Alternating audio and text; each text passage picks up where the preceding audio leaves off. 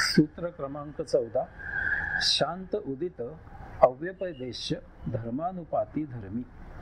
भूतकाळातील शांत, वर्तमान काळातील उदित आणि भविष्य काळातील अव्यपदेश अशा तिन्ही वेळी जो धर्मपालन करू पाहतो तो धर्मी होय. धर्म म्हणजे काय ते सांगितलंय आणि धर्म पालन करणाऱ्याला त्यांनी धर्मी असा शब्द वापरलाय.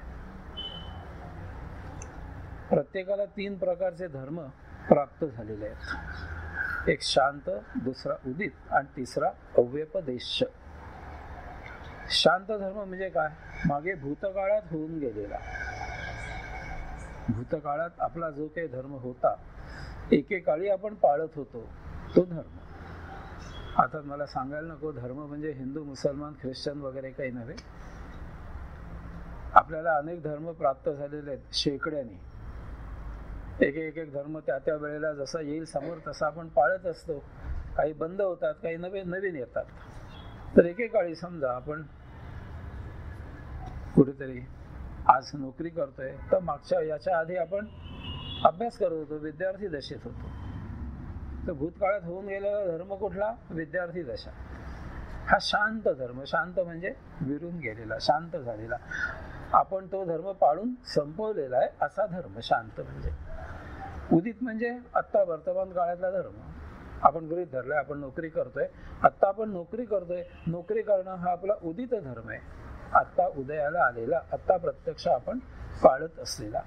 आणि अव्यपदेश म्हणजे अर्थातच पुढे केव्हा तरी आपण ज्याचं पालन करू असा धर्म आज आपल्याला माहित नाहीये.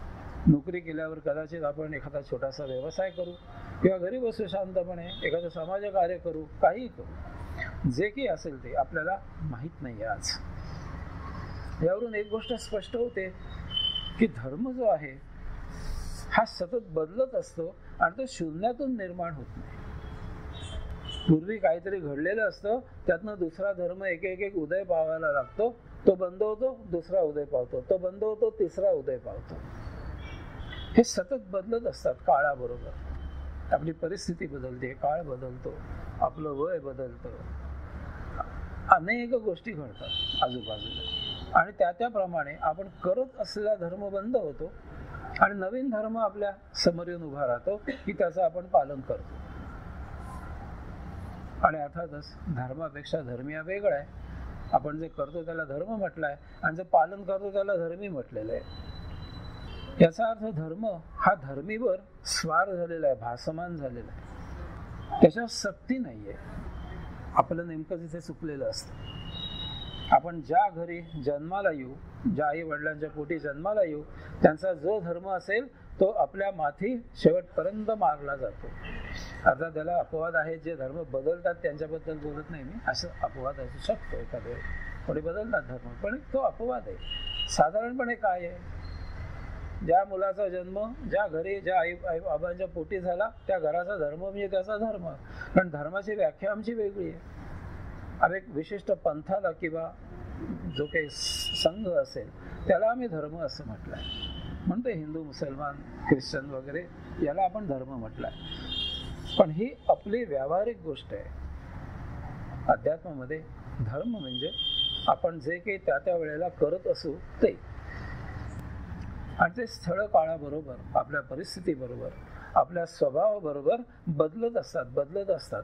100 धर्म आपण सहज आतापर्यंत पाळलेले आहेत, पुढे अजून वेगवेगळे पाळू. आणि त्यामुळे जसा आपल्याला अनुकूल असेल, जी परिस्थिती समोर असेल, जे करणं योग्य असेल त्याप्रमाणे आपण त्यात बदल करावा, तरच आपली प्रगती होईल. नाही तर आपली प्रगती होणार नाही. काळ सतत वाहतोय. तर त्याचं भान आपल्याला ठेवायला पाहिजे. भूत, वर्तमान आणि भविष्य हे काळ सतत वाहतोय. उन्हाळा, पावसाळा, हिवाळा ऋतू सतत बदलत आहेत. तम, रज, सत्व आपल्यातले त्रिगुण सतत बदलते आहेत. याचं भान आपल्याला ठेवणं आवश्यक आहे. नाही तर केवळ आपल्या मर्जीवर, आपल्या इच्छेनुसार त्या त्या वेळेला आपल्या समोर आलेली परिस्थिती, आपली आवश्यकता, कुटुंबाची आवश्यकता, समाजाची आवश्यकता, हे सगळं बघून आपण जर निर्णय घेतला की मला हे अमुक आता करायचं आहे, तर त्याचबरोबर या निसर्गाचाही विचार आपण करायला पाहिजे. कारण तो बदलणं आपल्या हातात नाहीये. भौतिक सुखाच्या मागे लागून आपण जर धर्म बदलायला लागलो तर निश्चितच आपल्याला त्यापासून दुःख निर्माण होईल. हा धर्म बदल कसा झाला पाहिजे? आपल्या जीवनाला उपयोगी असा झाला पाहिजे. शेवटी आपलं ध्येय आहे ते आत्मप्राप्ती करणं, मुक्ती मिळवणं. त्या दिशेने यात्रा करणारा धर्म आपण बदलत बदलत गेलं पाहिजे.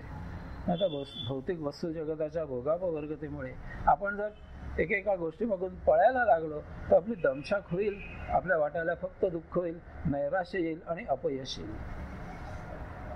तर धर्म आपल्याला बदलायची मुभा आहे आपल्या मर्जीप्रमाणे. स्थळ काळाबरोबर तो बदललाही जातो, पण याचंही भान ठेवायला पाहिजे की शेवटी उद्देश आहे ते आत्मप्राप्ती. ही आत्मप्राप्ती, मुक्ती कशी मिळेल त्या दिशेने आपली यात्रा चालली ना या धर्म बदलाबरोबर, तर ते धर्म बदलत बदलत बदलत जायचं. आणि साधारणपणे या सृष्टी लिलेला साक्षी राहून धर्म बदलायचा प्रयत्न करायचा, म्हणजे आपली मुक्तीकडे वाटचाल होईल.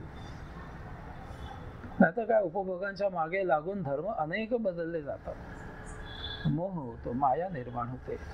पातंजली इथे इशारा देऊन ठेवतात की धर्म धर्मीवर लादलेला नाहीये, त्याच्या इच्छेनुसार त्याला बदलायची निश्चितच त्याला मुभा आहे, परंतु केव्हा त्याची प्रगती आत्मप्राप्तीच्या यात्रेकडून त्या दिशेने होत असेल तर, नाही तर नाही. आणि जीवनाला साक्षी राहायचं, विसरायचं नाही, निसर्गाचं भान ठेवायचं, हे सगळं लक्षात घेऊन धर्म बदलायचा. क्रम अन्यत्वम परिणाम अन्यत्वे हेतु. अंतरपरिणाम आणि बाह्य परिणाम यांच्या क्रमवारीत बदल झाला की त्याचा परिणाम वेगळा होतो.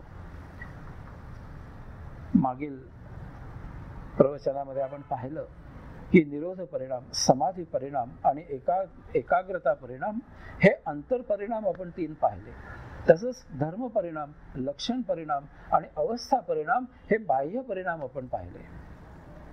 हे परिणाम सतत आपल्याला घडून येत असतात आपल्यामध्ये.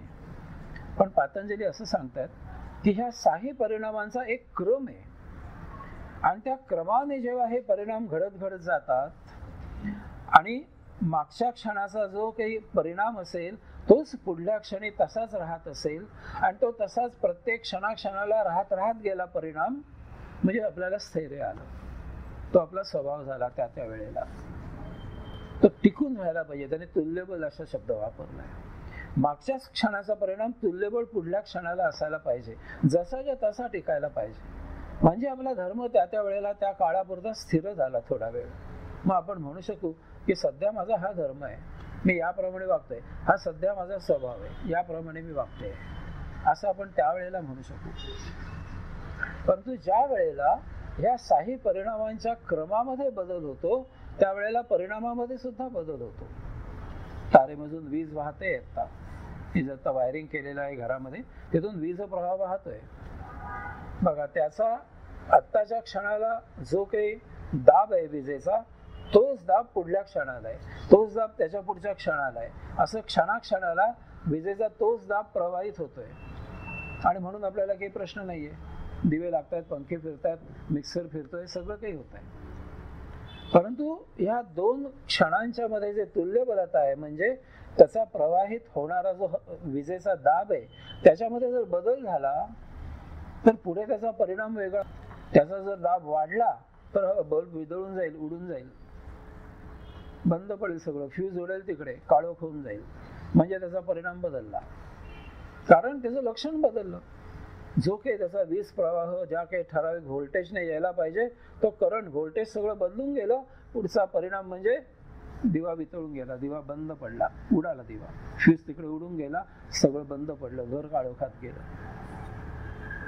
परिणाम जो काही आहे त्याचा क्रम तोच राहायला पाहिजे. जी गोष्ट ज्या क्रमाने आखून दिली आहे, जी गोष्ट ज्या प्रकारे नियोजित करून ठेवलेली आहे त्या नियोजनाप्रमाणेच आयोजन झालं पाहिजे. तुम्हाला आता दुधाचं दही लावायचं आहे तर त्याला तुम्हाला विरजणाचं पोट लावावंच लागेल. तुम्ही म्हणाल मी नाही लावणार, तसंच दुसरं ठेवून देते तर दही नाही होणार.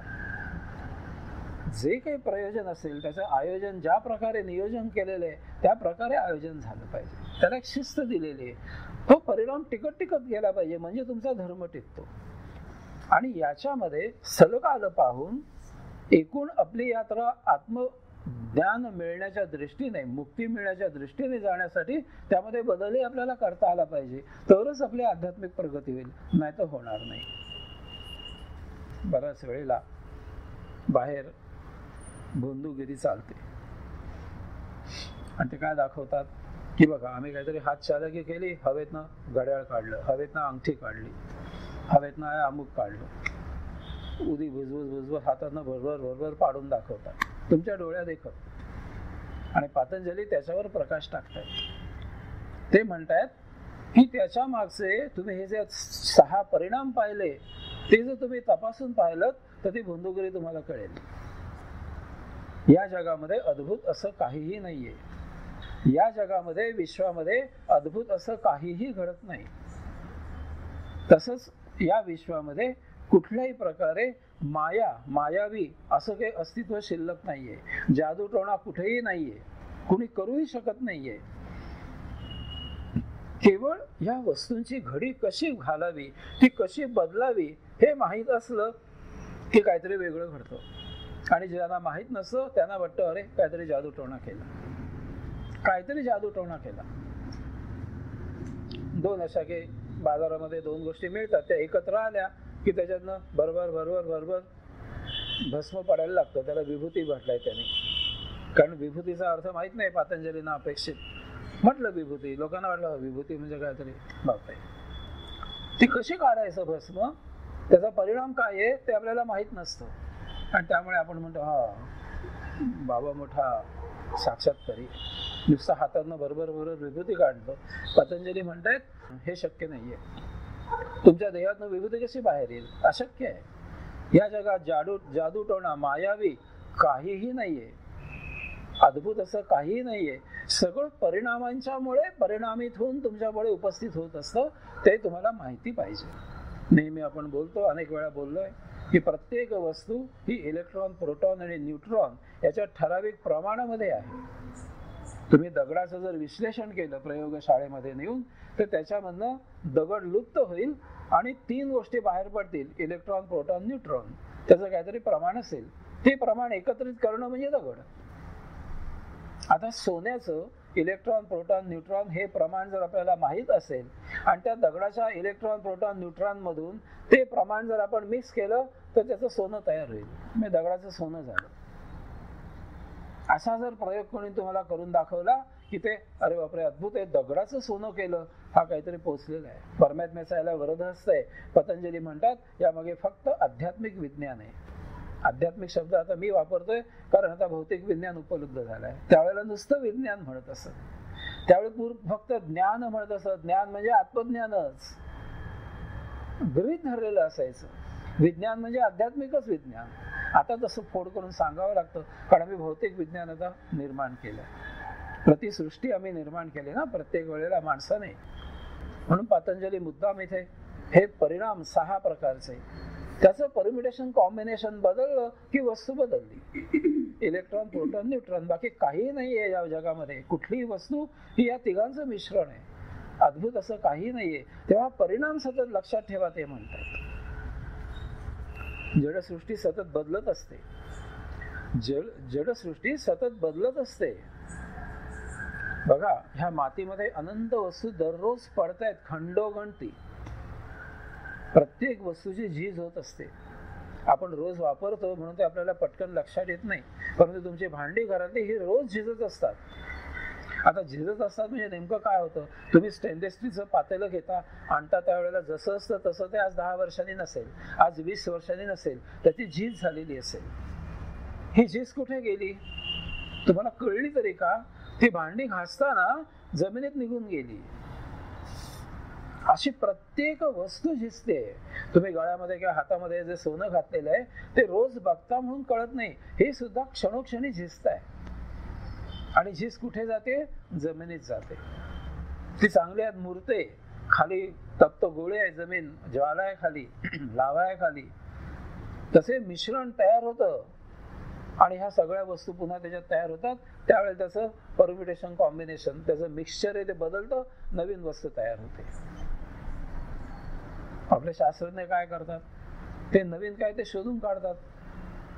त्यांना दररोज नवीन मिळेल इतकी व्यवस्था आहे पृथ्वीमध्ये, आणि जुनं लय पावलेलं असेल, नष्ट झालेलं असेल. आपण बघा किती बदललोय.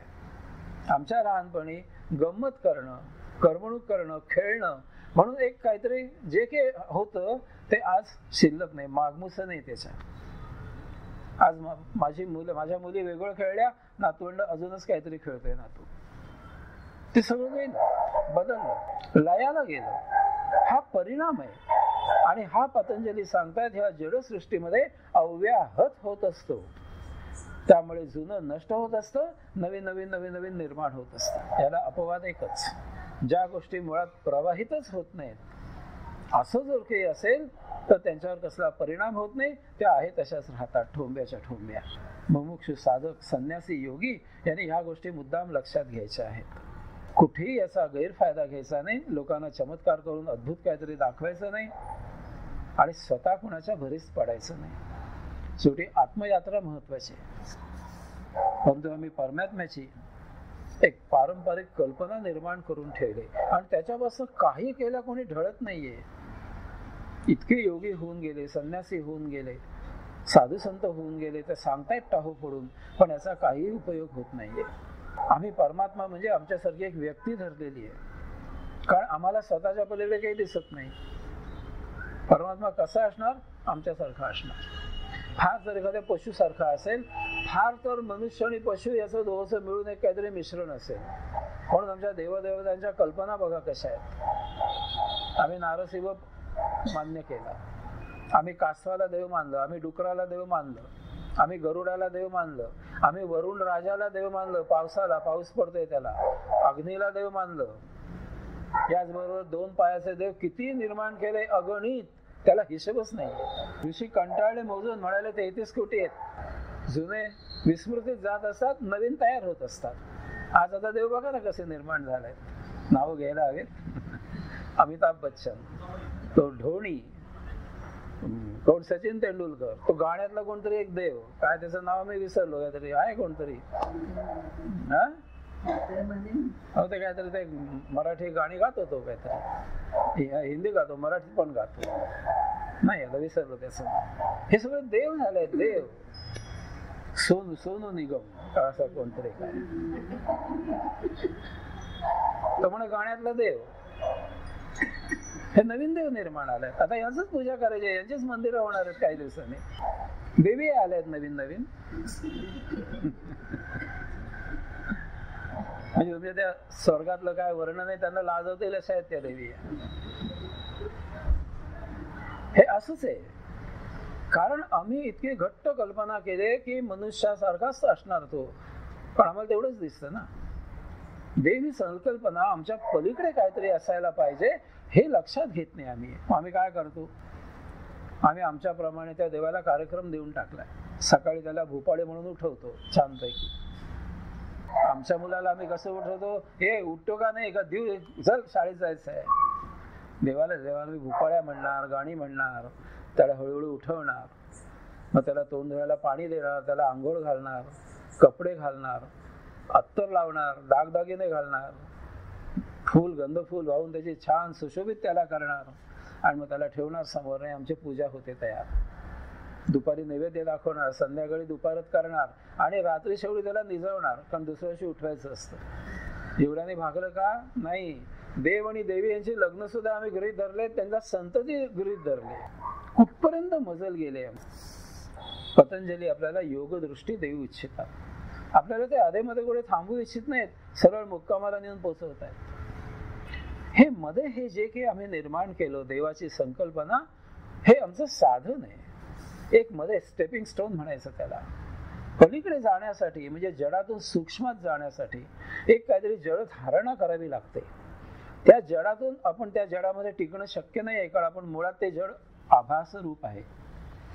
तुम्ही कितीही मूर्ती डोळ्यासमोर आणून ठेवलीत तरी फार काळ ती मूर्ती तुमच्या डोळ्यासमोर राहणं शक्य नाहीये. डोळे मिटून शांत झालात तर ती हळूहळू मूर्ती लोप पावते आणि आपण सूक्ष्मात प्रवेश करतो. हे आपोआप घडतं, कारण मूळ सूक्ष्म होत आपण. पण तिकडे पटकन आपण जाऊ शकत नाही. आपण नुसतेच डोळे मिटून बसलो तर झोप तरी येईल, आता डोक्यामध्ये काहीतरी प्रोजेक्शन सुरू होईल. म्हणून काहीतरी मूर्ती तयार करायची, दर्शन तयार करायचं, त्याच्यासमोर बसायचं, ते डोळ्याने पाहत बसायचं आणि ते पाहता पाहता पाहता सूक्ष्मात जायचं. म्हणजे हे साधन आहे. या मूर्ती वगैरे जे काही देवाची संकल्पना आपण करून घेतली भौतिक, ती साधन आहे हो, साध्य नाहीये. पण आम्ही तिथेच रेंगाळलो कारण आम्हाला बरं वाटतं. देवाची स्तुती करायची, आपल्यासारखं त्याला म्हणायचं. आपल्याला तिकडे कोणतरी पैसे देत आणि काम करून घेतं, मग त्याला सांगायचं तुला अमुक देईन, तमुक देईन, तुला ते दागिना घालीन, तुला काय नारळ देईन, प्रसाद वाटेन, महाप्रसाद देईन, काय वाटेल ते. यामुळे पतंजली सांगतायत की ही जी काही संकल्पना तुम्ही केलेली आहे ही बदला. परिणाम रूप काय आहे तिकडे लक्ष द्या. म्हणजे तुम्हाला काही इथे चमत्कार वाटणार नाही. अमुक देव नवसाला पावतो का, ही कल्पनाच निघून जाईल डोळ्यामधून, हे डोक्यामधून निघून जाईल तुमच्या. अमुक देवाला नवस बोलायचा, ते आरत घालायची, मन्नत काय सांगायची, त्यासाठी त्याला काहीतरी कबूल करायचं की तुला सोन्याचा मुकुट घालीन, तुला अमुक करीन, तमुक करीन, काय वाटेल ते.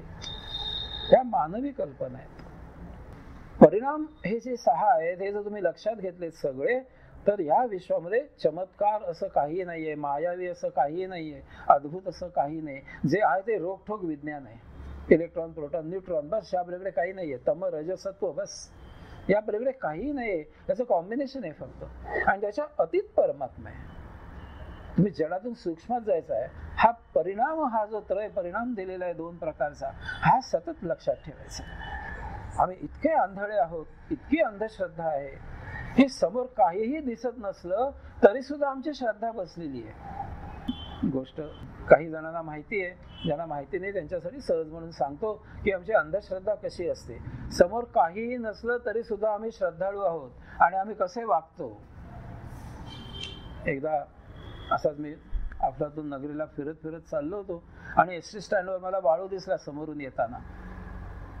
पूर्ण शांत झालेला होता, दमलेला होता, इतका थकला होता की त्याच्याने पाऊलही पुढे टाकत नव्हतं. सरासरी स्वतःला ओढत नेत होता. म्हणजे बाळू काय झालेलं, इतका दमलास, काय झालं काय. म्हणाला एसटी. आत्ताच मी कोकणातनं आलो, सगळं नागमोडी घाट सारखे, आणि मला कधी नाही ते ड्रायव्हरच्या मागची उलटी सीट मिळालेली आणि मला ते काही मानवत नाही. मला उलट्या सीटवर प्रवास केला की उलटी होते आणि नेमकी मला तीच सीट मिळाली. वैतागलो नसता मी पण त्याला सहज म्हटलं, अरे बाळू असं जर होतं तर तुझ्या समोर जो प्रवासी होता त्याला विनंती करायची की मला बा असा असा त्रास होतो. आता 3 प्रवासी इतके समोर बसलेले आहेत, एखादा तुला सहज म्हणता की मला काही त्रास होत नाही उलट्या सीटचा, तुम्ही इथे बसा, मी इकडे बसतो, तू का नाही समोरच्या सीटवरच्या माणसाला विनंती केलीस. अरे म्हणाला तीच तर अडचण होती ना. म्हणलं अडचण कसली याच्यामध्ये. अरे म्हणाला काय करू, माझ्याही मनात आलं की समोरच्या माणसाला विनंती करावी की बाबा रे मला उलटी होते उलट बसून, तू इकडे बसतो का, तुम्हाला उलटी होत नसेल तर मी तुमच्या जागेवर बसू का, मलाही विनंती करायची होती, पण मी करू तरी काय, समोरच्या सीटवर कुणीच नव्हतं. इतके आम्ही अंधश्रद्धाळू आहोत, काहीही विचार करत नाही. कोणी काय बोललं की श्रद्धा ठेवून मोकळे. सूत्र क्रमांक 16, परिणामत्रय संयमात अतीत अनागत ज्ञानम. या 3 परिणामांवर संयम केल्यास भूत आणि भविष्य याचं ज्ञान प्राप्त होतं. आता विभूतीपाद ह्याच्यातला खरा विभूती सांगायला सुरुवात झालेली आहे की एक तुम्हाला काय प्राप्त होईल. पण या सगळ्याच्या मागे कुठेही श्रद्धा अंधश्रद्धा नाही, पूर्ण विज्ञान आहे.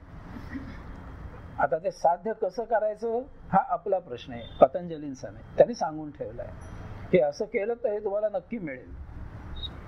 धर्म, लक्षण, अवस्था या 3 परिणामांवर धारणा, ध्यान आणि समाधी या त्रयींचा संयम केला तर त्याच्या अतीत गेलेलं भूतकालीन ज्ञान आणि अनागत म्हणजे पुढे येणारं भविष्य काळाचं ज्ञान आपल्याला प्राप्त होतं. वर्तमानाचं काळ आपल्याला प्राप्त होतच असतं, वर्तमान काळाचं ज्ञान आपल्याला प्राप्त होतच असतं. म्हणजे त्यांनी सांगितलं की धर्म, लक्षण, अवस्था याच्यावर धारणा, ध्यान, समाधी तुम्ही जर नीट केली, मी आता सांगितली तशी मागच्या याच्यामधून, तर तुम्हाला भूत भविष्य या काळाचं ज्ञान होतं, वर्तमानाचं ज्ञान तुम्हाला होतच असतं. तुम्ही 3ही काळाचे ज्ञानी होऊन जाल. धारणा, ध्यान आणि समाधी याने जो संयम प्राप्त होतो तर आपण पाहिलं की प्रज्ञा प्राप्त होते आणि प्रज्ञा अति उच्च पातळीचं ज्ञान आहे. आपली संवेदना अतिशय तरल होते, अतिशय तरल होते. प्रज्ञा म्हणजे ही अतिशय अतींद्रिय शक्ती आपल्यामध्ये प्रखर ज्ञान प्राप्त होतं आणि त्यामुळे कुठल्याही गोष्टीचं, कुठल्याही विचाराचं, कुठल्याही विषयाचं आपण जर वाचन केलं, पाहणं केलं, पंच ज्ञानेंद्रियांनी ते माहीत करून घेतलं तर त्याचं मनन इतकं सूक्ष्मपर्यंत आपल्याकडनं केलं जातं, त्याचं विश्लेषण इतकं तीव्र केलं जातं तर त्याच्या अत्यंत शेवटच्या टोकापर्यंत आपल्याला त्याचं ज्ञान मिळतं. अतिशय महातीव्र तरलपणा आपल्यामध्ये येतो. पोलीस लोक बघा, एखाद्या ठिकाणी दरोडा पडला की तिथे ते जातात. प्रथम काय पाहतात, ही वस्तू अस्ताव्यस्त कशा पडल्यात. कारण प्रत्येक जरी चोर झाला तरी प्रत्येकाची प्रकृती वेगळी असते. तुम्ही हा रुमाल आहे ना, हा तुम्ही कधी पाहिला नसेल अस्ताव्यस्त इथे पडलेला, घडी घातलेलाच असेल. मी कितीही पुसलं, काही केलं, मध्येच उलगडून घेतो पण पुन्हा घडी घालून ठेवतो सहज बोलता बोलता. प्रकृती आहे माझी ही. प्रत्येकाची प्रकृती असते. एखाद्या चोराने या स्वभावाच्या चोरी करताना सामान काढलं तर अस्ताव्यस्त फेकणार नाही. हा स्वभाव आहे, त्याला काही इलाज नाहीये. तो अगोदर बघतो सामान कसं फेकलं गेलंय. असं मागे कुठेतरी फेकलं गेलं होतं का एखाद्या दरोड्यामध्ये, मग तो कोण होता चोर ते पकडतात ते 10-12 जण. मिळतो त्याच्यात काय म्हणायचं स्टाईल एकेकाची. चोरी करायची सुद्धा प्रत्येकाची पद्धत आहे, ही त्याच्या रक्तात भिनलेली आहे. तुम्हाला एक घडलेली गोष्ट सांगतो, प्रत्यक्ष लाईव्ह घडलेली, आता आठवली सहज, अतिशय चप्पल बसते इथे म्हणून सांगतो. एक डॉक्टर होते सर्जन, ऑपरेशन्स करणारे, आणि त्यांचा एकुलता एक मुलगा अतिशय लाडका होता. सगळं छान चाललं होतं, परंतु एका वेश्येने त्याला आपल्या नादी लावलं. तो इतका नादी लागला त्या बाईच्या की शेवटी त्याला रोग होऊन तो मेला. ऐके ना किती सांगितलं तरी. त्या डॉक्टरने त्या वेश्येलाही समजून सांगितलं होतं की मी प्रतिष्ठित डॉक्टर आहे, हा माझा मुलगा आहे, असं नको करू, त्याला सोडून दे.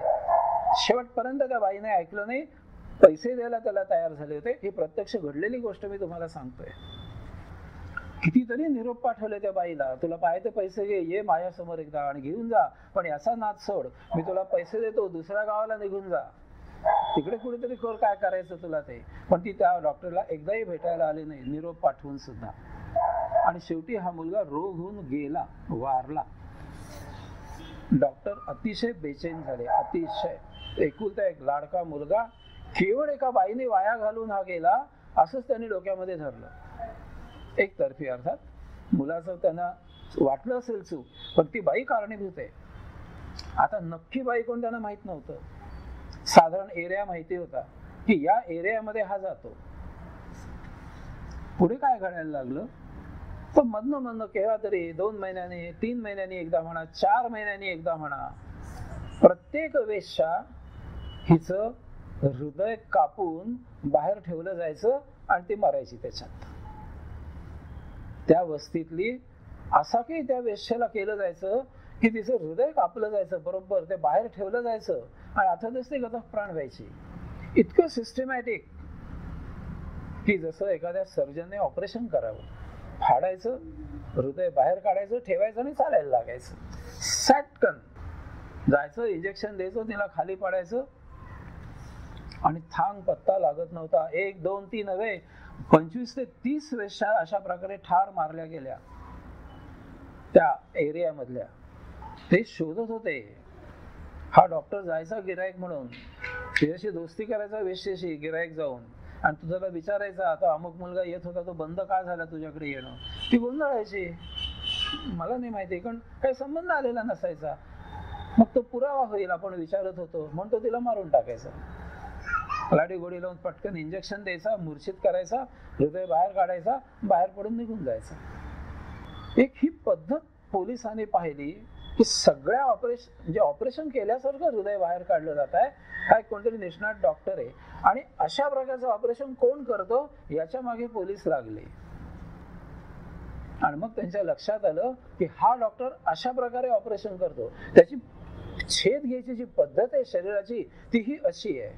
प्रत्येक डॉक्टराची वेगळी असते छेद घ्यायची पद्धत. तिथेच ते कापतात पण वेगळं आहे काहीतरी, त्यात प्रत्येकाचा हात वेगळा असतो. तो इकडनं सुरुवात करेल, कोणी इकडनं सुरुवात करेल, त्यात फरक पडतो चीर पाडण्यात. आणि तेव्हा लक्षात आलं की हा तो डॉक्टर त्याच्या मागे आहे. मग त्याला पकडलं, त्याला विचारलं तर त्याने सांगितलं अशा अशा कारणास्तव मी त्या वेश्याला शोधत होतो, पण पुरावा राहू नये म्हणून मी ज्या सगळ्यांना ठार मारलाय, कारण माझं डोकं भडकलं.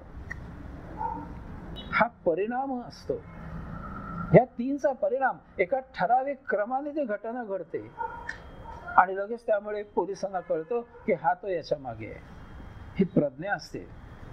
दरोडा कसा घातला, ती पद्धत कशी, याच्यावर ते बरोबर शोधून काढतात की अशा प्रकारची टोळी असावी, अशा प्रकारची टोळी कुठे कार्यरत आहे, अमुक ठिकाणी. मग ते काय करतात, मग त्या टोळ्यांवर ते लक्ष ठेवतात, त्यात आणि सूक्ष्म सूक्ष्म सूक्ष्म निरीक्षण करत जातात. डॉक्टर मंडळी सुद्धा आपल्याला तेच करतात. अगोदर आपले ते शरीर तपासतात, मग आपल्याला हिस्ट्री विचारतात, याच्या आधी काही झालं होतं का, आई वडिलांची हिस्ट्री विचारतात आणि मग ते निदान काढतात की भूतकाळात तुम्हाला अमुक होतं, आज असं झालंय, पुढे असं व्हायची शक्यता आहे, तुम्ही अशी अशी प्रिकॉशन घ्या, काळजी घ्या, अमुक प्रकारचं ऑपरेशन करा म्हणजे नीट राहाल.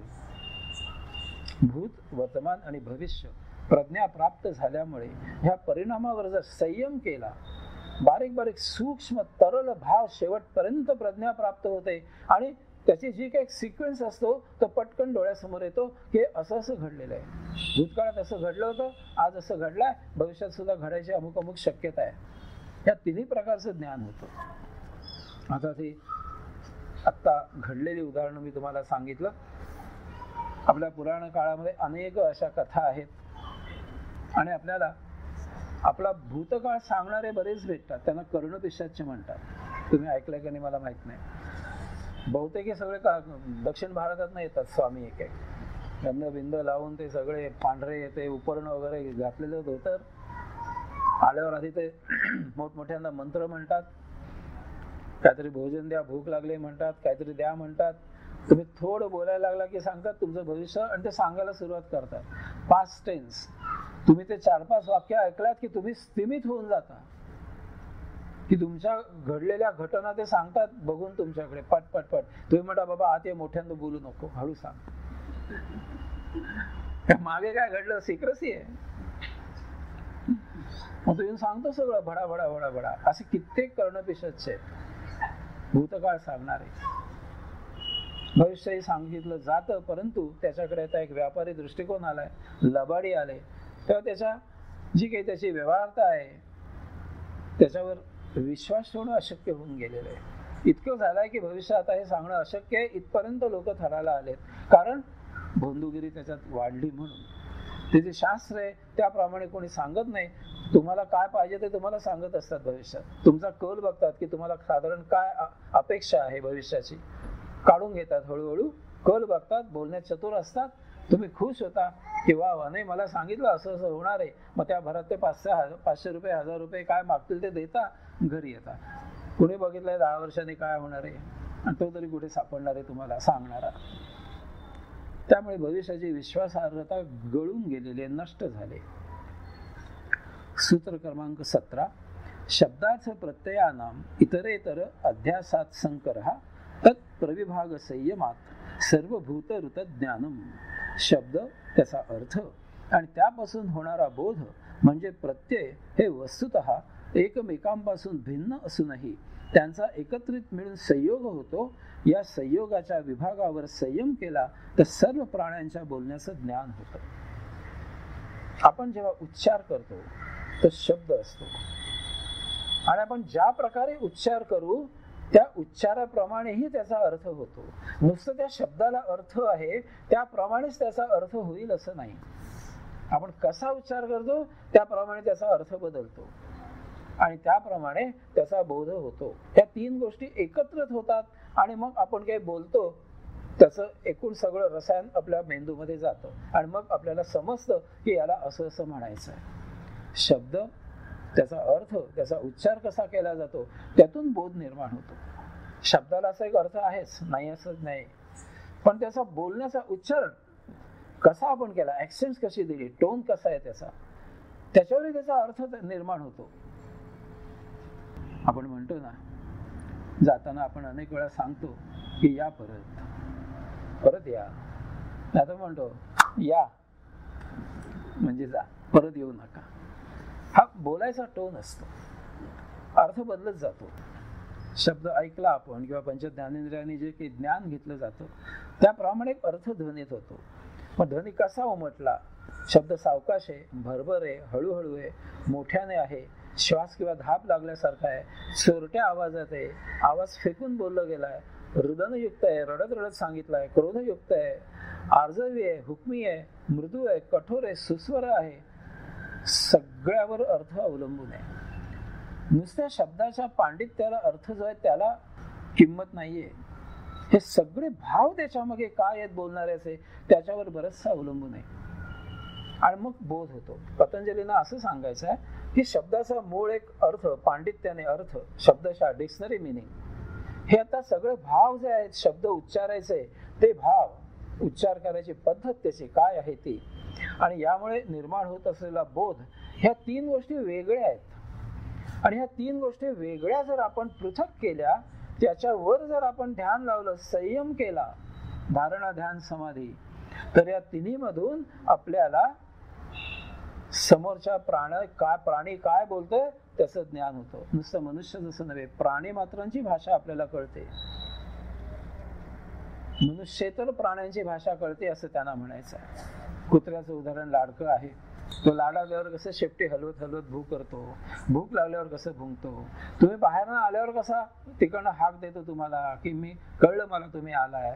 तुम्ही खाली रेंगाळलात तर त्याला ते आवडत नाही, लगेच वर या म्हणून वेगळा भुंकतो.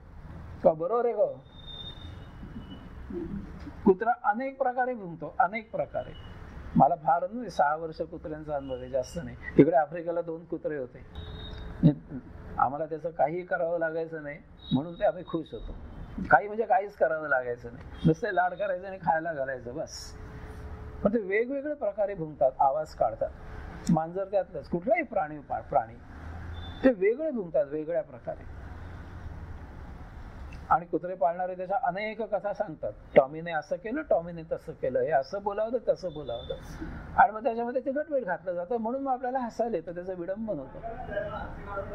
पण वास्तविक पाहता त्यांची खरंच भाषा असते एक प्रकारची. त्या भाषेमधून आपल्याला ज्ञान होतं की त्याला नेमकं काय पाहिजे. आणि शिकारी लोक असतात, ह्याने तर प्राण्यांची भाषा अनुभवाने यायला लागते. साधारणपणे असं असं आहे म्हणजे हा असं असं बोलतोय वरती, एवढंच कशाला. हे शिकारी लोक आहेत ना, ते पंजे जे आहेत त्या पंजे बघून ते सांगतात की हा वाघ आता कुठेतरी शिकारीच्या मागे गेलाय का वाघिणीच्या मागे गेलाय. पंजा बघून सांगतात, पंजा बघून. इतकं ज्ञान असतं त्यांना. आता आपल्या घरात रोजचं उदाहरण, सगळ्या तुम्ही त्यातनं गेल्या. आता तुमचं लहान छकुलं होतं बाळ, ते नुसतं पॅक केलं की याला काय पाहिजे, त्याला भूक लागले का त्याने शुशी केले, त्याला उचलून खेळायचं आहे, त्याला बाहेर यायचं आहे हॉलमध्ये खेळायला, मग बरोबर कळतं. त्या वेळेला कळत होतं नुसतं त्याच्या रुदनावरनं. कारण प्रत्येक वेळा तो वेगवेगळा, त्याचा जो टोन आहे रडायचा तो वेगळा असतो. भूक लागल्यावर वेगळं, पोट दुखल्यावर वेगळं रडतो, त्याला बरं नाही का लगेच कळतं आईला. हे आपल्या घरचं रोजचं उदाहरण आहे. लुकमान नावाचा एक वनस्पती शास्त्रज्ञ होता, तो झाडांजवळ बोलायचा. मी अशी त्याची कथा सांगतात, आता खरं खोटं आहे मला माहित नाही, पण तो एकदा असा बागेमध्ये आला आणि त्याने पटकन मालकाला सांगितलं की या झाडाला कोणी इजा करण्यासाठी आलं होतं का एवढ्यात. मालक म्हणाला नाही, माझ्या बागेमध्ये झाडं कोण तोडेल, ते झाड मला सांगताय म्हणाला. ते झाड घाबरलेलं आहे, आपण आल्यावर ते घाबरलं, कारण इथे कोणीतरी आलं होतं त्याला इजा करायला. त्याने चौकशी केली तर लक्षात आलं की त्याचा जो माळी होता तो खरंच कुऱ्हाड घेऊन तिथे आला होता. ते झाड तोडायला नव्हतं आला, वेगळ्या कामाला, पण ते झाड घाबरलं. असं त्याची कथा सांगतात. त्याला झाडांची भाषा कळायची. आणि आपल्या महाभारतामध्ये उल्लेख आहे अर्जुनाच्या बाबतीत. अर्जुनाला सगळ्या प्राण्यांच्या भाषा कळायच्या. वनात हिंडताना तो तीर्थयात्रा करत होता ना 1 वर्ष, प्राण्यांची भाषा त्याला कळायची पूर्णपणे. ते त्याला ज्ञान होतं. शब्द, अर्थ आणि त्यापासून होणारा बोध याच्यावर संयम केला स्वतंत्रपणे. त्याचा जर वेध घेतला, अतिशय तरल अशी प्रज्ञा प्राप्त झालेली असेल, तर तो योगी ह्या सगळ्या प्राण्यांची भाषा त्याला ज्ञात होते. ही सिद्धी त्याला प्राप्त झालेली असते. याचा उपयोग अर्थातच आपल्या ऋषीमुनीने अरण्यामध्ये राहताना केला असणार, यात काहीच संशय नाही. कारण एरवी ते संकटापासून वाचणार कसे? त्यांना कळत असलं पाहिजे कुठेतरी वाघ शिकार शोधतोय, संरक्षण करत असतील स्वतःच, काही ना काहीतरी असेल. मी स्वतः अनुभवलंय आफ्रिकेमध्ये. ते वेगळं असं की जर खाली जमिनीवर एखादा वाघ हरणाच्या मागे लागलेला असेल तर तो त्याची शिकार होऊ जाते किंवा होत नाही, जसं असेल तसं. परंतु मनुष्य जर एखादा हरणाच्या मागे शिकारीला गेला तर झाडावर बसलेले पक्षी त्या हरणाला सावध करतात. बघा फरक काय आहे. त्यांच्यात आपापसात त्यांचं हे नाहीये काही, त्यांना काही त्याच्यावर बंधन घालायचं नाहीये. पण हे शिकारी जर गेले मनुष्य कोणी तिथे, त्यांना ते विचित्र वाटतात 2 पाय चालणारे. ते जर त्या हरणाच्या मागे किंवा कुठे शिकारीला गेले तर वर्ण ते पक्षी वेगळं ओरडतात आणि त्या हरणाला पळायचा इशारा करतात. त्यामुळे तिथे गेल्यावर तरी मी पाहिलं, आधी हवेत गोळ्या झाडायच्या, त्या झाडावरचे पक्षी पळून जायचे, मग शिकारीला जायचं.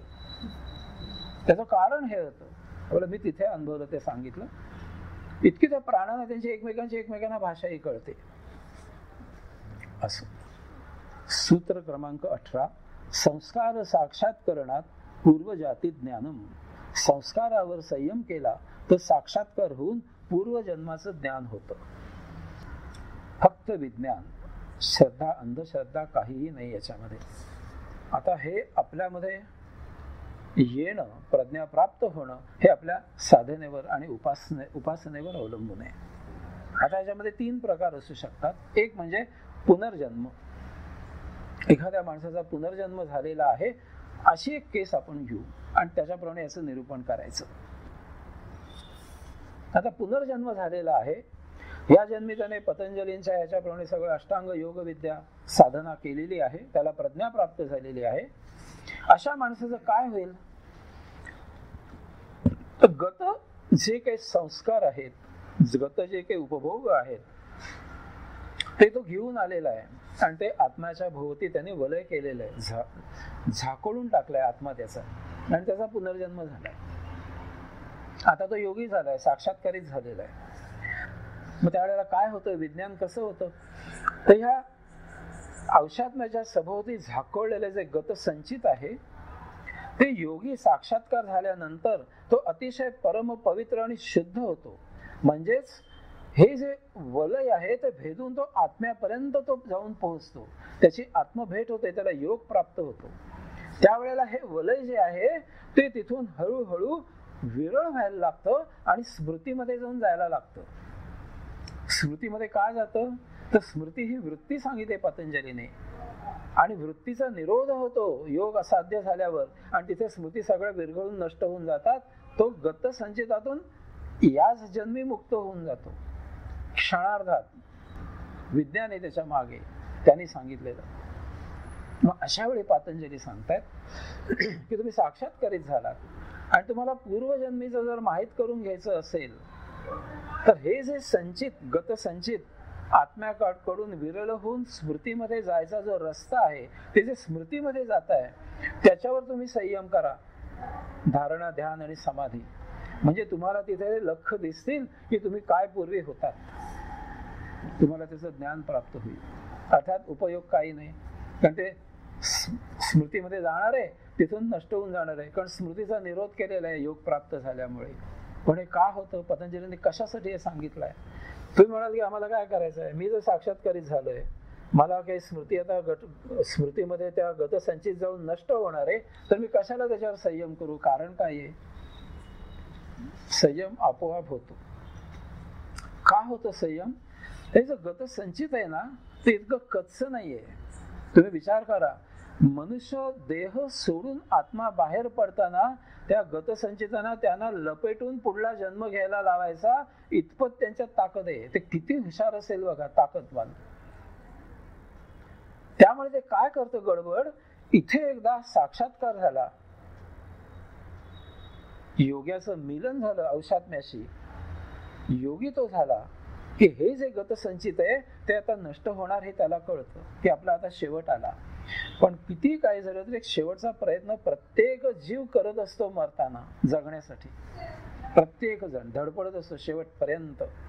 कालही तुम्ही तो बिचारा पाहिला ना, गुदमरला होता त्या मंत्रालयामध्ये. त्याने फोन केले पुण्याला, कुठे कुठे कुठे, बाबा मी अमुक ठिकाणी अडकलोय, कोणाला तरी सांगा आणि मला बाहेर काढा. शेवटपर्यंत प्रयत्न चालतो कुणाचाही. तुम्हाला ही मी गोष्ट सांगितली, ही साप आणि बेडूक याची. सापाला कांबेरूत पकडलाय आणि येता येता एक बेडूक मटकावतोय तो, तेवढ्यातल्या तेवढ्यात जगायचा प्रयत्न आहे. तसं हे जे गत संचित आहे, जे औषधाच्या सभोवतील झाकळलेलं आहे, लपेटलेलं आहे, योगी साक्षात्कारित झाला की त्यांना जाणीव होते की आता आपला अंतकाळ आला, आता उपभोग न घेता आपण नष्ट होणार आहोत. तर ते काय करतात, ते बराबर स्मृतीमध्ये पळायला लागतात आणि जाता जाता जाता जाता तुमची स्मृती चालवायला लागतात, तिथे जाऊन हलवायला लागतात. आणि हे आपोआप घडतं योगाच्या बाबतीत. त्याला गतस्मृतीचं ज्ञान व्हायला लागतं की आपण पूर्वी काय होतो. हे कशासाठी, तर त्याला मोह निर्माण करायचा. त्याला मोह निर्माण करायचा प्रयत्न करतात की अजूनही शेवटचा प्रयत्न, योगी झाला तरी सुद्धा की असेच आम्ही पूर्वी आम्हाला पाहिजे होतो, हे भोग होते तुझे, आम्ही आहोत इथे, बघ अजून जमलं तर काहीतरी खत पाणी घाल आणि घे एखादा भोग. एक घेतला की तुम्ही संपलात, सगळे मागे लागतात. एकदा पाऊल वाकड पडलं की तुम्ही योग भ्रष्ट होऊन जाता. हा शेवटचा प्रयत्न त्या करतात. त्यामुळे योगाला गतस्मृतीचं ज्ञान निश्चित होतं आणि म्हणून त्याने मौन पाळायचं आहे. मौन पाळायचं आहे, लक्ष द्यायचं नाहीये. एखादं चलचित्र, सिनेमा, नाटक बघितल्यासारखं त्यांच्याकडे बघायचं आहे. हा, गतजन्मी मी हे होतो, मागच्या वेळेला असं असं होतं, हे असे असे भोग होते, बरं बरं ठीक आहे ठीक आहे. इतका संयम तीव्र साध्य व्हावा लागतो योग्याला. दुसरी केस, हे पुनर्जन्म नाहीये, मागचं काही नाहीये, हाच जन्म आहे फक्त. आणि संचित निर्माण झालेला आहे भरपूर आणि त्याच जन्मी साक्षात्कार झालाय. गत काहीच नाहीये शिल्लक. हा पुनर्जन्म नाहीच आहे, हाच जन्म आहे पहिला. आणि भोग शिल्लक झालायत, निर्माण झालायत. त्याने आत्म्याकडे हट्ट धरलेला आहे, आम्हाला पूर्वा मनाच्या मागे लकडा लावलेला आहे आणि त्यावेळेला तो साक्षात्कारित झाला, योगी झाला. तर हे गतसंचित समजतात आपला काळ संपत आला. मग ते काय करतात, ते मनाला उद्युक्त करायला लागतात आणि मनामध्ये प्रोजेक्शन सुरू होतं त्या योग्याच्या की या जन्मी साक्षात्काराच्या आधी मी जे काही जीवन जगलो त्यावेळेला हे भोग माझ्या मनामध्ये येऊन गेले, हे मला उपभोगायचं होतं. आता मी योगी झालोय पण हे एवढं माझ्या मनात येऊन गेलंय की हे उपभोगावं. त्यांचा हेतू तोच असतो मगाच सारखाच, की मनाला चेतावणी द्यायची, त्या चित्ताला विचलित करायचं योग्याच्या की बघ काय मागचे उपभोग घेतले, हा योगभ्रष्ट झाला तर बरं होईल, आम्हाला जन्मोजन्मी अडकायला मिळेल आणि आम्ही उपभोगात रत राहू. धडपड असते ती. योग्याला हेही कळतं. त्याने मनाने उचल खायला लागतं मन की हे एवढे योगी व्हायच्या आधी जे काही जीवन जगलास तेव्हा हे भोग तुला घ्यायचे होते, घे बाबा, बघ हे असंच आहे. आमिष दाखवलं जातं, उघड होतात सगळे आणि एखाद वेळी योगाचा पाय भ्रष्ट व्हायची शक्यता असते दुर्दैवाने. तिथे संयम पाळायचा आहे. म्हणून तो संयम तीव्र पाहिजे. धारणा, ध्यान, समाधी या तिघांना मिळून संयम अशी संज्ञा त्यामुळे दिलेली आहे. प्रत्येक ठिकाणी तो उदित झाला पाहिजे आणि तो अतिशय तरल आणि तीव्र असायला पाहिजे. योगाने तिथे सावधान राहायचं आहे, संयम पाळायचा आहे की ठीक आहे, लहानपणी 10व्या वर्षी माझ्या मनामध्ये आलं होतं हे असं असावं, ठीक आहे, तो गेले दिवस भूतकाळात जमा झालं, गतम न सोचम, चला मनाला हाकलून द्यायला पाहिजे त्याने. आज मी योगी झालोय, तिथे तो आकर्षित होता कामा नाही. तिसरी आता मधली केस की काहीच नाहीये, पुनर्जन्मही नाहीये, ते संचितही नाहीये, काहीच नाहीये. त्याने धारणा, ध्यान, समाधी, संयम प्राप्त केलाय, तो साक्षात्कारित झालाय आणि आता त्याचं योगाचरण सुरू झालंय, आता स्पष्ट आहे रस्ता, पुनर्जन्म नाही, सायुज्य मुक्त होणार, परमात्म्याच्या यात्रेला जाणार, सायुज्य मुक्त होणार, तिथून झालं तर पूर्ण मुक्त होणार, नाहीतर सायुज्य मुक्त म्हणून पुन्हा कुठेतरी जन्म घेणार स्वतःच्या इच्छेने प्रभू कार्य करायला. इतका रस्ता साफ आहे. अशा वेळेला आजूबाजूचं हे जे भौतिक जग आहे ते योग्याला आकृष्ट करतं. तुम्ही पाहत असाल अनेक मठाधिपती तुम्ही वाचले असतील वर्तमानपत्रांमधून, छुपेपणाने भोग घ्यायला सुरुवात करतात, कारण ती संधी चालून येते समोर. त्यांचं पाऊल वाकडं पडतं, पण असतात मठामध्ये बसलेले मठाधिपती सुद्धा असतात, साक्षात्कारी झालेले असतात, संन्यासी झालेले असतात, म्हणजे तिकडे अट्रॅक्शन असतं. मग हळूच सोडून उपभोग घेणं सुरू होतं. इथे संयम तीव्र आणि तरल असेल तर योगी कधी भ्रष्ट होणार नाही. हे वर्तमान काळात आहे. आता झालं, तो मुक्त झालेला आहे आणि शेवटचा जन्म आहे त्यालाही माहिती आहे, सगळी पाटीकोरी आहे, तरी सुद्धा हे आजूबाजूचं जे उपभोगमय वस्तू जगत आहे ते त्याला आकृष्ट करतं. काहीतरी निमित्त घडतं कशाचं तरी, मग धनाचा लोभ होईल, स्त्रीचा लोभ होईल, नंतर आणि कशाचा लोभ होईल, पण त्याचं पाऊल वाकडं पडू शकतं साक्षात्कारानंतर सुद्धा. त्यासाठी हा संयम अतिशय तीव्र आणि तरल सूक्ष्म असावा लागतो, दृढ असावा लागतो. की नाही ठीक आहे, मनात आलं, समोर भोग निर्माण झालेला आहे, म्हणजे मी काय जायतून घ्यायला पाहिजे असातला भाग नाही. रस्त्याने हजारो गोष्टी आहेत, मी काय प्रत्येक गोष्ट खरेदी करतो आणि उपभोगतो का? नाही, मला पाहिजे तेच मी घेतो. मी योगी आहे, मला काय पाहिजे, मला अमुक पाहिजे, बस मी तेवढंच घेणार. अनेक गोष्टी उपलब्ध असतील, मला काय त्याचे. संतांनी म्हटलंय ना, चंदनाचे परिमल आम्हा काय आहे त्याचे. इतकी अवस्था झाली पाहिजे. पतंजलींनी सगळ्या प्रकारे जागृत केलाय. तुम्हाला साक्षात्कार झाला म्हणून तुम्ही मुक्त व्हाल अशातला भाग नाहीये. ह्या गोष्टीही तुम्ही सांभाळा आणि तुमचा संयम दृढ ठेवा, पक्का ठेवा. सूत्र क्रमांक 19, प्रत्ययस्य परचित्त ज्ञानम. दुसऱ्याच्या लक्षणांवर, अवस्थांवर संयम केल्याने त्याच्या चित्ताचं ज्ञान होतं. हे तर नेहमी आपल्या रोजच्या जीवनामध्ये घडणारी ही गोष्ट आहे. समोरचा एखादा मनुष्य येतो, त्याच्यावर जर आपण ध्यान लावलं, धारणा केली, त्याच्यावर संयम लावला, तर त्याच्या मनामध्ये काय खळबळ चालू आहे ती आपल्याला माहिती होते. तुम्हाला बायकांना मी काही सांगायला नको, पुरुषाने जरा जरी चुकून वेगळ्या प्रकारे पाहिलं की पटकन कळतं तुम्हाला, त्याच्यापासून तुम्ही दूर होता, लगेच तुम्ही सावध होता, त्या मनुष्याची नजर काही चांगली नाहीये, लगेच कळतं पटकन. तसंच आपण जेव्हा बोलत असतो त्या समोरच्याला आपण जे बोलतोय ते रुचलंय की नाही, त्याला आपल्याला पटलंय की नाही, किंवा त्याला नाही पटलंय हे आपल्याला कळतं, त्याच्या हावभावानं कळतं. अगदी साधी सिद्धी आहे ही. आणि योगी तो प्रज्ञालोक प्राप्त झालेला असतो. त्याचं मन पूर्ण निर्गुणी असतं, प्रशांत असतं, निर्विकारी असतं. याचा अर्थ त्याचं अंतःकरण मोकळं असतं. बघा विज्ञान काय सांगतायत पतंजली. अशा वेळेला हा योगी दुसऱ्याच्या अंतःकरणावर धारणा, ध्यान, समाधी करतो आणि संयम साध्य करतो दुसऱ्याच्या अंतःकरणात. आणि हा पूर्ण शुद्ध आणि पवित्र होऊन रिता झालेला असल्यामुळे तिथे जी काही खळबळ समोरच्या मध्ये चालवली असते अंतःकरणात, ती याच्या अंतःकरणात उमटते. त्याला पूर्ण ज्ञान होतं की याचा असा असा विचार आहे, हे असं असं आज विचार करतोय हा.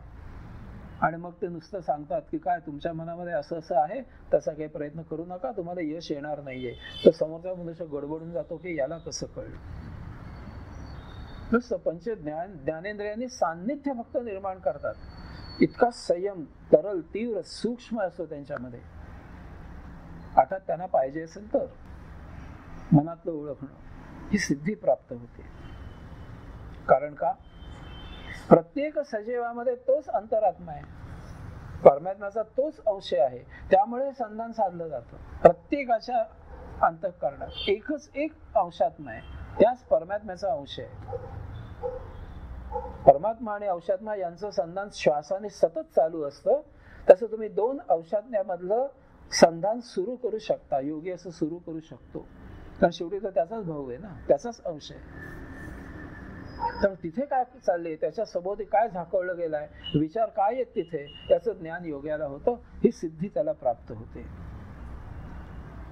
परंतु याच्यामध्ये एक छोटासा प्रश्न निर्माण होतो व्यावहारिक, आणि नको त्या गोष्टी घडतात, त्रासदायकही असतात. एकदा मी असाच त्यावेळेला भांडारकर इन्स्टिट्यूटच्या बाजूला राहत असे आणि मी जिमखान्यावर चालत चालत येत होतो. थोडासा वेगात चालत होतो. इतक्यात आमचा मित्र मागणं आला. अरे मागणं म्हणजे जवळपास आला माझ्या. म्हणाला, अरे इतक्या भरभर जिमखान्यावर का चालत जातोस? आत्ता बस येईल, थांब. हा स्टॉप आहे, झाले बसची वेळ आहे आत्ता यायला, मी थोडा उभा राहतो येईपर्यंत. तुला घाई आहे का? रिक्षा करून जा. लगेच शिट्टी वगैरे मारून रिक्षा शोधायला सुरुवात. रिक्षा मिळत नाही, थांब, तुला मी एखाद्या स्कूटरवाल्याची लिफ्ट मिळवून देतो. लिफ्ट लगेच अंगठ्याने असं करून सुरू.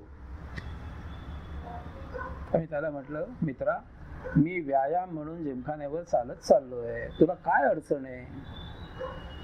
मी जिमखान्यावर चालत जातोय हे बघून त्याला वाटलं, काय वाटलं, हे प्रकार वाटले त्याला, की मला काहीतरी भरभर जिमखान्यावर पोचायचं आहे, काहीतरी माझं महत्वाचं काम आहे.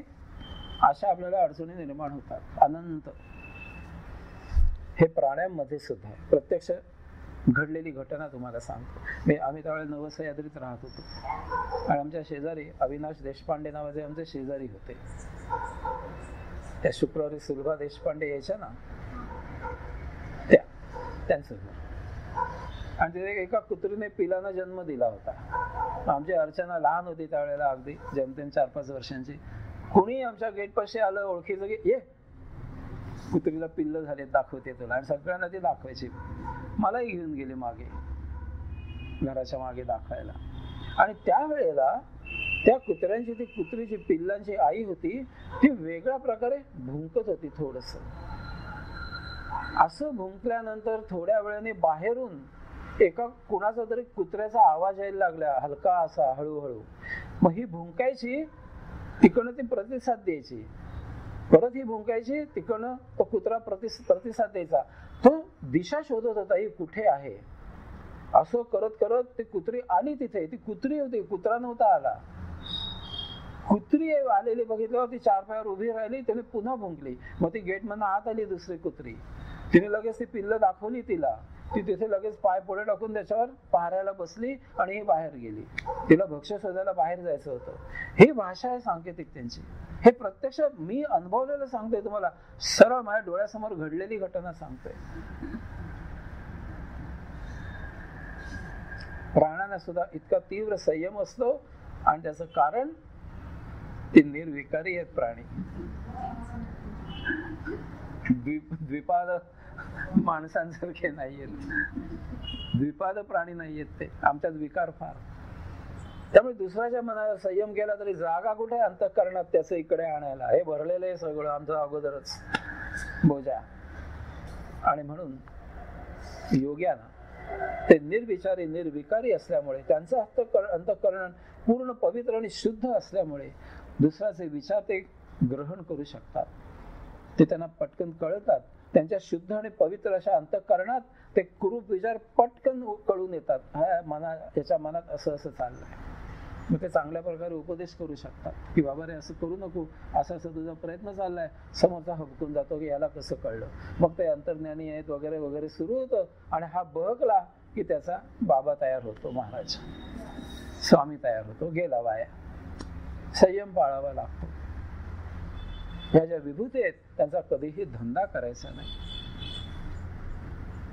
एखाद्याचं जीवन तुम्हाला जर सुधारायचं असेल तर शांतपणे अशा प्रकारे त्याला सांगावं की असा धंदा नाही होता कामा. वापरायच्या नाहीयेत त्या मुद्दाम, सत्कारणी लावायच्या. पण म्हणून लगेच बाहेर ही भरी मोठी रांग तयार होईल. बाबा भविष्य चांगलं सांगतात, मनात काय तो ओळखतात. चला नोटा घेऊन हजर.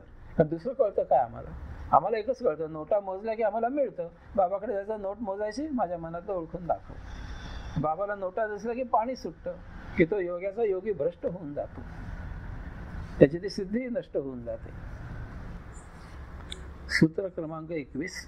कायरूप संयमात तत् ग्राह्य शक्तिस्तंभे चक्षु प्रकाश असंप्रयोगे अंतर्धानम एतेन शब्दादी अंतर्धानम उक्तम. थोडं वादग्रस्त आहे. शरीराच्या रूपावर संयम केला तर ते शरीर इतरांच्या डोळ्यांना ज्या प्रकाशामुळे दिसतं त्या प्रकाशाचं स्तंभन होतं, म्हणजे तो दृश्य होण्यास मदत करणारा प्रकाश निस्तेज होतो. यामुळे योगाचं शरीर रूप इतरांना दृश्य होत नाही. अशा प्रकारे योगी इतर 4 ज्ञानेंद्रियांचं स्तंभन करतो, कारण दिसला नाही तरी त्याच्या हालचालींचा आवाज, त्वचेचा वास, श्वसनाचा ध्वनी इत्यादी इतरांना कळण्याचा संभव असतो. अशा प्रकारे योगी अंतर्धान पावतो. योगी अंतर्धान कसा पावतो ते पतंजली सांगतात. आपण शाळेमध्ये जे सायन्स शिकलो ते 2,500 पूर्व 2,500-3,000 वर्षांपूर्वी यांनी सांगून ठेवलं.